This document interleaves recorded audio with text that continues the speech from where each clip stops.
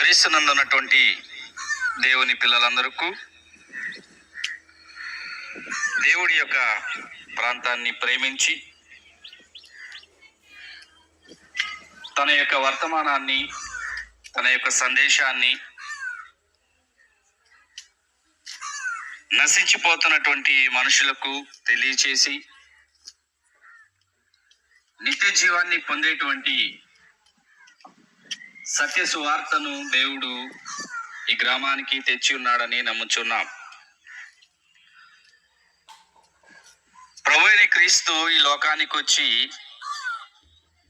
ఆయన చేసినటువంటి మాటలు, ఆయన చెప్పినటువంటి మాటలు, ఆయన ఉపదేశించినటువంటి ఉపదేశం అంతా కూడా మనుషుల యొక్క మతాన్ని మార్చేటువంటి మాటలు ప్రభువైన క్రీస్తు బోధించలేదు.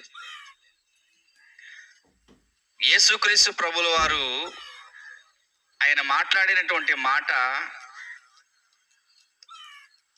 మనుషుల యొక్క హృదయాన్ని మార్చుకోమని యేసు ప్రభుల వారు మాట్లాడినటువంటి మాటలు.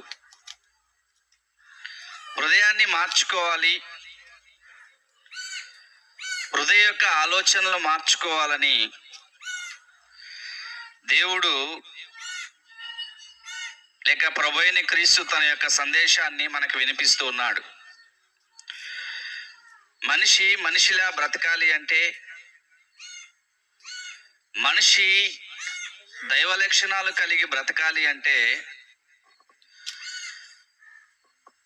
ఏ మాటలైతే మనిషికి అవసరమో, దేన్ని మార్చుకుంటే మనిషి దైవంలా మారుతాడో ఆ సందేశాన్ని మాత్రమే యేసు ప్రభుల వారు బోధించినటువంటి బోధ. అనేకులు అనుకుంటున్నట్టుగా మత ప్రచారకుడు కాదు యేసు ప్రభు, మార్గాన్ని బోధించినటువంటి వాడు. భూమి మీద పుట్టిన ప్రతి మనిషి దేవుని దగ్గర నుంచి వచ్చిన వారే అని, మరలా చనిపోతున్నటువంటి మనిషి మరలా దేవుని దగ్గరికే చేరాలి అని, ఆ దేవుని యొక్క మార్గాన్ని తెలిపిన వాడే యేసు ప్రభు.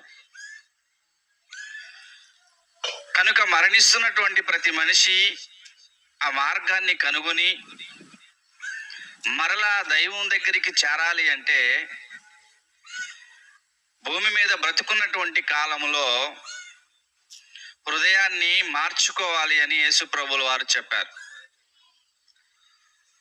ఎందుకు హృదయాన్ని మార్చుకోవాలి, మనస్సును ఎందుకు మార్చుకోవాలి అంటే, మనస్సులో దేవునికి విరుద్ధమైనటువంటి ఆలోచనలు, దేవుడు ఇష్టపడనటువంటి కార్యాలను మనసు ఆలోచిస్తుంది. కనుక ఆ మనస్సును మార్చుకొని బ్రతకాలని యేసు ప్రభుల వారు బోధించారు. మరి హృదయంలో ఏముంటుంది అని ఒకవేళ మనం ఆలోచిస్తే, దేవుడిచ్చినటువంటి గ్రంథమందు ఒక మాటని మనం చూడగలం. అక్కడ ఏముంటుందంటే, మన యొక్క హృదయము పాపములను పోగు చేసుకుంటుంది.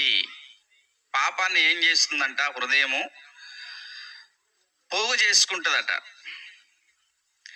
మనుషుల యొక్క హృదయము దేన్ని పోగు చేసుకుంటుంది? పోగు చేసుకోవడం అంటే మనకు తెలుసు, కూర్చుకోవడం, లేక సంపాదించుకోవడం, లేక దగ్గర చేసుకోవడం అని అర్థం. మనలో ఉన్నటువంటి హృదయము, ప్రతి మనిషిలో హృదయం ఉంది. హృదయం లేని మనిషి అంటూ భూమి మీద లేడు. అది ఏ గ్రామానికి చెందిన వారైనా, ఏ ప్రాంతానికి చెందిన వారైనా, ఏ దేశంలో పుట్టిన వారైనా, ప్రపంచంలో ఉండే కోటాను కోట్ల మంది మనుషులకు, ప్రతి మనిషికి కూడా ఒక హృదయం అనేది ఉంది. ఈ హృదయం ఏం చేస్తుంది అంటే, పాపాన్ని పోగు చేసుకుంటుంది. పాపము అంటే దేవుని యొక్క ఆలోచనకి విరుద్ధమైనటువంటి ఆలోచన. దేవుని యొక్క ఆలోచనకి వ్యతిరేకమైనటువంటి ఆలోచన, వ్యతిరేకమైనటువంటి పనులు, దేవునికి విరుద్ధమైనటువంటి పనులే పాపము అని అంటారు. ఉదాహరణకి యేసు ప్రభు వాళ్ళు చెప్పినటువంటి మాట, నిన్ను వలె నీ పొరుగు వారిని ప్రేమించు అని అన్నాడు. యేసు ప్రభులు వారు చెప్పినటువంటి మాట, అందులో దోషం ఏమైనా ఉందా? ఆయన చెప్పినటువంటి మాటలో పాపం ఏమైనా ఉందా? నిన్ను నువ్వు ఎలా ప్రేమించుకుంటావో ఓ మనిషి, అలాగే నీ పొరుగు వారిని కూడా ప్రేమించు అని అన్నాడు. ఆ మాటలో ఏమైనా దోషం ఉందా? ఆ మాటలో ఏమైనా పాపం ఉందా? ఆలోచించాలి. నన్ను నేను ఎలా ప్రేమించుకుంటానో, టయానికి టిఫిను, టయానికి భోజనము, టయానికి స్నానము, నీ కడుపు ఏది కోరుకుంటుందో, నీ శరీరం ఏది కోరుకుంటుందో దాన్ని నువ్వు టయానికి నీ దేహానికి అందిస్తూ ఉంటావు. అంటే దాని అర్థం ఏంటి? ప్రేమించుకుంటున్నావు. నీ దేహాన్ని నువ్వు ఎలా ప్రేమించుకుంటావో, నిన్ను నువ్వు ఎలా ప్రేమించుకుంటావో అలాగే నీ పొరుగు వారిని ప్రేమించు అని అన్నాడు యేసు ప్రభు. అందులో ఏం పాపం ఉందండి? యేసు ప్రభుల వారు చెప్పినటువంటి మాటలో ఏం దోషం కనబడుతుంది మనుషులకు? ఏ దోషము లేదు.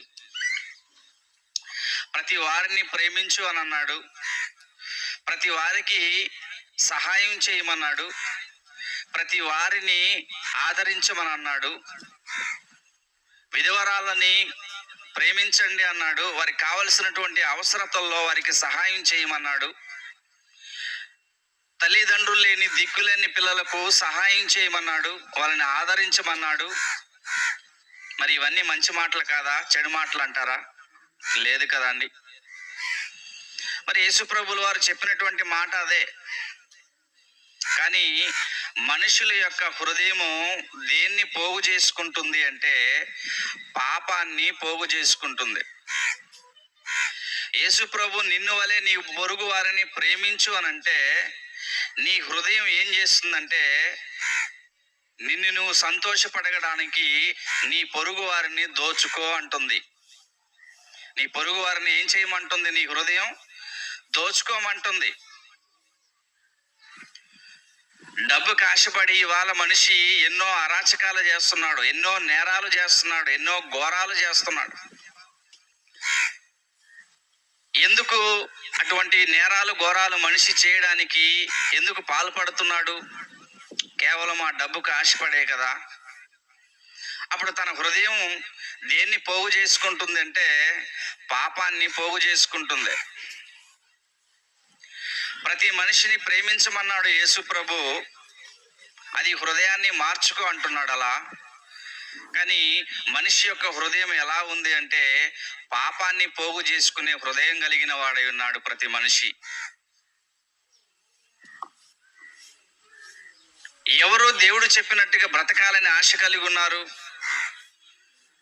ఎవరు పక్కింటి వాళ్ళని ప్రేమించమని ఎవరు ప్రేమిస్తున్నారు? అలా ఎవరు అలా దిక్కులేని వారిని ఆదరిస్తున్నారు? ధనవంతుడు ఇంకా ధన సమృద్ధి చేత ఇంకా మిక్కిలి ధనవంతుడు అవుతున్నాడే తప్ప తన ఇంటి పక్కన ఉన్నటువంటి పేదవాడు ఇంకా దినదినము పేదవాడిగా అవుతున్నాడే తప్ప ఈ రెండిట్లో మార్పు అనేది జరగటం లేదు. ధనవంతుడు తన ధనాన్ని తన ఇంటి పక్కన ఉన్నటువంటి పేదవాడికి సహాయం చేస్తే ఇద్దరు సమానం అవుతారు కదా. కానీ అటువంటి మనస్సు, అటువంటి హృదయము మనలో ఉందంటారా? యేసు ప్రభులు వారు చెప్తున్నటువంటి మాట అదే కదా. మీ మనస్సు మార్చుకోండి. మనస్సు మార్చుకొని నూతన హృదయాన్ని, నూతన మనస్సుని మనిషి ధరించాలి. మరొక దిక్కడ ఒక మాట అంటాడు, నీ హృదయము పాపమును లక్ష్యము చేసిన ఎడల, మన హృదయము దేన్ని లక్ష్యం చేస్తుంది? లక్ష్యము అంటే ఉద్దేశించుకోవడం, గురి పెట్టుకోవడం. అంటే హృదయము దేని మీద లక్ష్యం ఉంచుతుందంటే పాపం మీదనే లక్ష్యం ఉంచుతుంది. పాపం చేయడానికి హృదయం త్వరపడుతుందే తప్ప ప్రతి మనిషిని తన వలె తన పొరుగు వారిని ప్రేమించాలా అనేటువంటి ఆలోచన ఆ హృదయంలో పుట్టడం లేదు. మరి దేవుడు అంటున్నాడు, నీ హృదయము పాపమును లక్ష్యము చేసిన ఎడల దేవుడు మీ యొక్క ప్రార్థన ఆలకించడు. లోకంలో ఉన్నటువంటి ప్రతి మనిషి దేవుడు అనేటువంటి పేరుతో ప్రార్థనలు చేస్తుంటారు. భూమి మీద పుట్టిన ప్రతి మనిషి దేవునికి ప్రార్థన చేసేవాడే, దేవుణ్ణి ఆరాధించేవాడే, దేవుణ్ణి పూజించేవాడే. అయితే ఎలా ఉండి మనిషి దేవుణ్ణి పూజించాలి, తాను ఎలాంటి వాడై ఉండి ఆ దేవుణ్ణి ఆరాధించాలి, ఎప్పుడైనా మనిషి ఆలోచించాడా? అంటే దేవుడు అంటున్నాడు, నీ హృదయంలో పాపమును లక్ష్యము చేసిన ఎడల దేవుడు నీ యొక్క ప్రార్థన ఆలకించడు, నీ యొక్క మనవి ఆలకించడు అని దేవుడు చెప్తున్నాడు.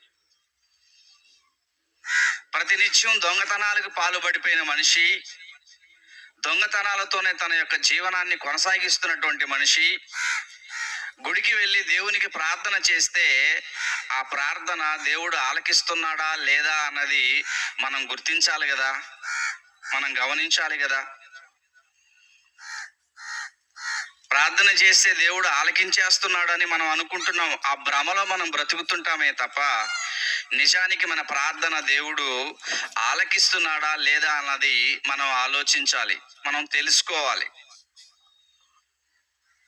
అందుకు దేవుడు ఒక సలహా చెప్తున్నాడు, నీ హృదయములో పాపమును లక్ష్యము చేయకుండా నీ మనసు మార్చుకొని నువ్వు ప్రేమ, సంతోషము, సమాధానము, దీర్ఘశాంతము, దయాళత్వం అనేటువంటి మంచి లక్షణాలను నువ్వు కలిగి ఉంటే నీ హృదయంలో, అప్పుడు నువ్వు చేసే ప్రార్థన పరలోకములో ఉన్నటువంటి పరమాత్ముడు నీ యొక్క ప్రార్థన ఆలకించేవాడిగా ఉంటాడు.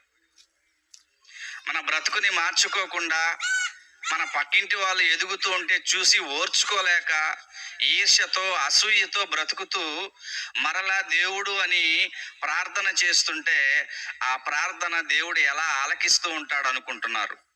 ఆలకించడు. అసూయ, ద్వేషాలు, క్రోధాలు అనేటువంటి గుణాలు దేవునిలో ఉండవు. అటువంటి లక్షణాలు కలిగిన వాడు కాదు దేవుడు. ప్రతి మనిషిని కూడా ప్రేమించాలి అనేటువంటి ప్రేమ స్వరూపం కలిగినటువంటి వాడు దేవుడు. ఆ లక్షణమే మనిషి కూడా కలిగి ఉండాలని దేవుడు కోరుకుంటూ ఉన్నాడు. ఆ యొక్క విషయాన్ని యేసు ప్రభువుల వారు భూమి మీదకి వచ్చినప్పుడు ఆ యొక్క మాటని తెలియజేస్తూ ఉన్నాడు.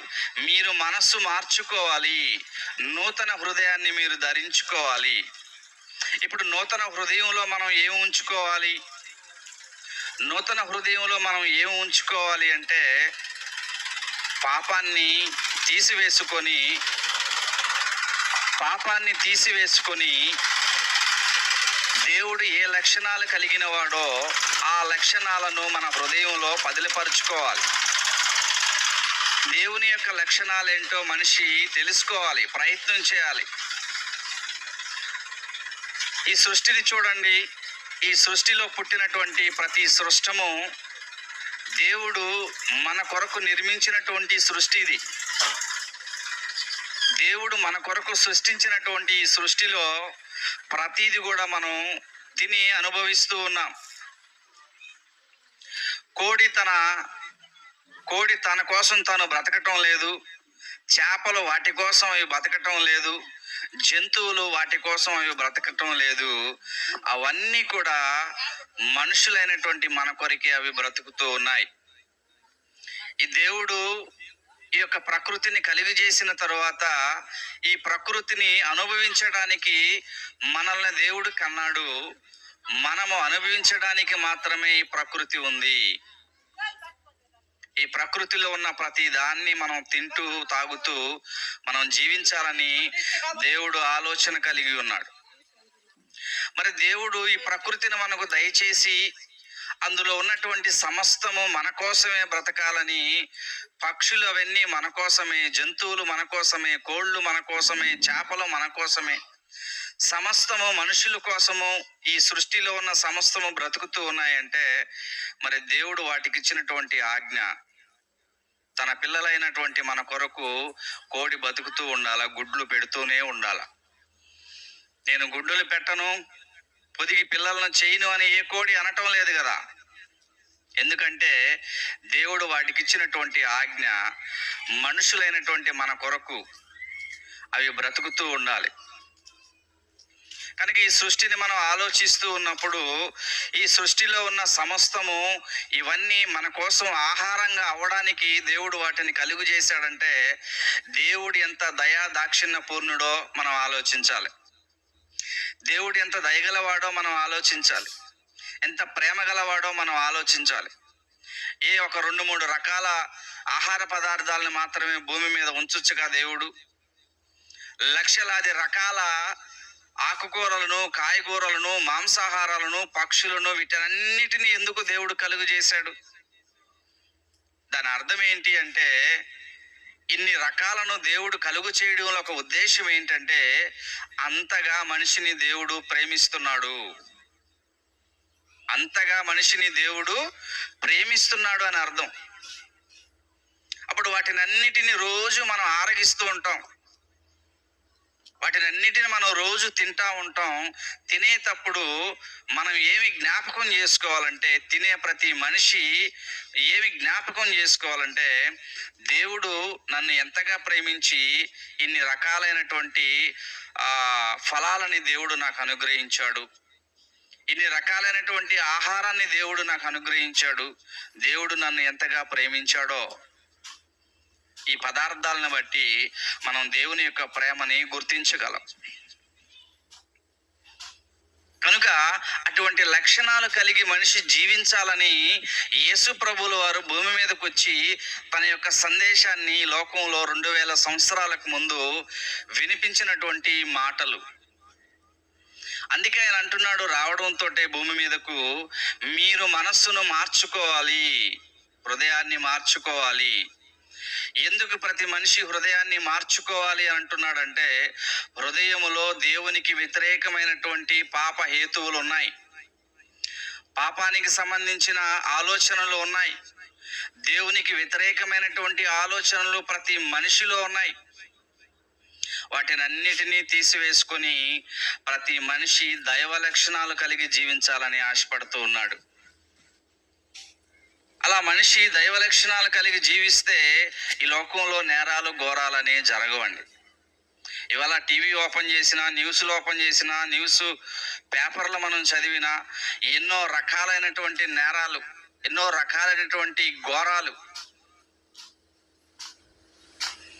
10-12 సంవత్సరాల పిల్లని ఒక నిండు ముసలోడు మానభంగం చేసి చంపేస్తున్నాడు. అది ఎంత దుర్భరమైనటువంటి ఆలోచన చెప్పండి. అంతటి ముసలివాడికి ఏ లక్షణాలు ఉండాలి, ఏ లక్షణాలు కలిగి జీవిస్తుండాలి అంతటి వయసు కలిగిన వాడు? అయితే వాని హృదయంలో ఉన్నటువంటి ఆలోచన ఎంత దుర్మార్గమైనదో ఆలోచించండి. అది దైవ లక్షణం అంటారా? అది అందుకే యేసు ప్రభు అంటున్నాడు, నీ హృదయాన్ని మార్చుకో, నీ హృదయాన్ని పదిలపరుచుకో, నీ హృదయంలో దేవుని లక్షణాలను పొందుపరుచుకో. అందుకే హృదయం గురించి యేసు ప్రభుల వారు ఆనాడే బోధించాడండి. మన హృదయం అట, మనుషుల యొక్క హృదయం అట పాపాన్ని పోగు చేసుకుంటుందంట. డబ్బుని ఎలా పోగు చేసుకుంటుంటుందో పాపాన్ని పోగు చేసుకుంటుంటుందట. అది ఎవరు గ్రహించగలరు? నేరం చేసేవాడు ఇది నేరమా అని అంటుంటాడా? లేదు, నా బతుకు తిరుగుకి అంటాడు. అంటే బతుకు తిరుగు కోసం నీ పొరుగు వారిని దోచుకోమని దేవుడు చెప్తున్నాడా? కష్టపడి పని చేసుకుంటే లోకంలో ఎన్ని పనులు లేవు బ్రతకడానికి? కానీ దొంగతనాలు చేసుకునే బ్రతకమని చెప్పాడా దేవుడు? నీ పొరుగు వారిని దోసుకోమంటున్నాడా? నీ పొరుగు వారిని చంపమంటున్నాడా? అలా చంపి అలా నేరాలు చేసి నీ జీవనం గడుపుకోమని అంటున్నాడా దేవుడు? లేదు కదా అండి. కనుక దేవుని పిల్లలారా, యేసు ప్రభు 2000 సంవత్సరాలకు ముందు ఈ భూమి మీదకి వచ్చిన తర్వాత ఆయన చెప్పినటువంటి మాట, హృదయాన్ని మార్చుకోండి మనుషులారా, దేవుని పిల్లలారా, హృదయాన్ని మార్చుకోండి. హృదయము ఘోరమైన వ్యాధి కలిగినది. అందులో చెడు తప్ప మంచి ఏదీ లేదు. అయితే దాన్ని మనం మార్చుకొని నూతన హృదయాన్ని మనం ధరించుకోవాలి. ఆ హృదయము దేవుడే ఇస్తానంటున్నాడు. దేవుడు తన యొక్క మాటల ద్వారా నూతన హృదయాన్ని మీకు ధరింపజేస్తానంటున్నాడు. ఆ నూతన హృదయంలో ఏముంటుందో తెలుసా? ప్రేమ, దయ, దాక్షిణ్యము, ఇతరుల పట్ల దయ చూపేటువంటి ఆలోచనలు, సమాధానం ఉంటుంది, దీర్ఘశాంతం ఉంటుంది. మన పక్కింటి వాళ్ళు మనల్ని చూసి ఒకవేళ కింద ఉమ్మేశారంటే ఇక ఆమె అనుకుంటుంది, నన్ను చూసి ఉమ్మూసింది అని అనుకుంటుంది. ఇక నన్ను చూసే ఉమ్మూసింది అనుకుంటుంది. కానీ దేవుడిస్తున్నటువంటి ఆ నూతన హృదయంలో ఏముంటుందో తెలుసా? సమాధానం ఉంటుంది, దీర్ఘశాంతం ఉంటుంది. ఈ లక్షణాలు కలిగినటువంటి హృదయాన్ని ప్రతి మనిషి ధరించుకోవాలి. అలా ధరించుకున్న వాడే భూమిని విడిచిన తర్వాత దైవం దగ్గరికి వెళ్ళిపోతారు. లేకపోతే నిత్య నాశనం అనేటువంటి నరకంలోనికి ప్రతి మనిషి జారిపోతాడు. కనుక దేవుని యొక్క సందేశం మనకు వినపడుతుంది. మన హృదయాల్ని మనం మార్చుకొని దేవునికి దగ్గరవ్వాలి. దేవుని యొక్క హృదయాన్ని మనం ధరించుకున్నప్పుడు దైవ లక్షణాలు కలిగి మనం జీవిస్తే ఈ భూమి మీద మరణించిన తర్వాత దైవం దగ్గరికి మనం చేరిపోతాం.